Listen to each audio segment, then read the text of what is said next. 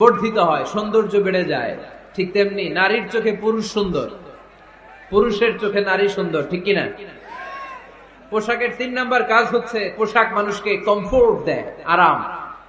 এই যে শীতকালে আপনারা অনেকে ব্লেজার পরে আসছেন, অনেকের গলায় মাফলার, অনেকের গায়ে চাদর, আরাম লাগে না?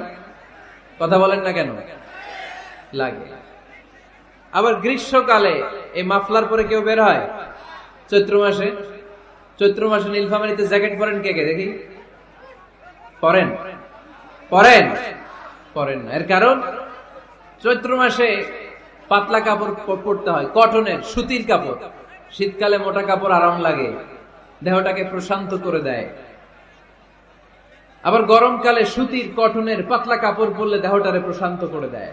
ঠিক তেমনি স্ত্রী যখন স্বামীর সান্নিধ্য পায়, এই লাইটটা অফ থাকলে ভালো, অফ, এই লাইটটা অফ, পারলে এটা অফ।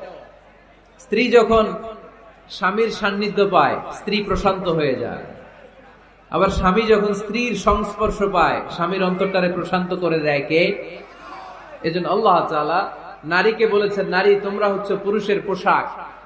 আবার পুরুষদেরকে বলেছেন, ও পুরুষরা তোমরা নারীদের পোশাক। পড়েন আল্লাহু আকবার। রব্বুল আলামিন বলেন, হুন্না লিবাসুল লাকুম ওয়া আনতুম লিবাসুল লাহুন। ও নারীরা, তোমরা তোমাদের স্বামীদের পোশাক, আর তোমাদের স্বামীরা হলো তোমাদের পোশাক। পোশাক যেমনি লজ্জাস্থানকে ঢেকে রাখে, ঈমান ইজ্জতের হেফাজত করে, আব্রু ঢেকে রাখে, তেমনি স্বামী তার স্ত্রীর চরিত্রের হেফাজত করে, স্ত্রী তার স্বামীর চরিত্রের হেফাজত করে।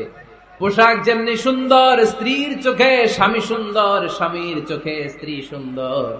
পোশাক যেমনি মানুষকে আরাম দেয়, প্রশান্ত করে দেয়, স্বামী আর স্ত্রী একে অপরের সংস্পর্শ পেলে তাদের হৃদয়টাও প্রশান্ত হয়ে যায়, ঠিক কিনা?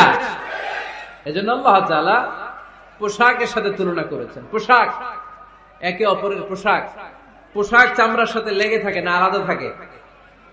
তার মানে স্বামী স্ত্রী সম্পর্কটা এরকম মিলেমিশে ভালোবেসে একাকার, ঠিক কিনা? আর নিসাউ শাকাইকুর রিজাল, নারীরা পুরুষদের কাউন্টার পার্ট। নারী হচ্ছে পুরুষের সহযোগী।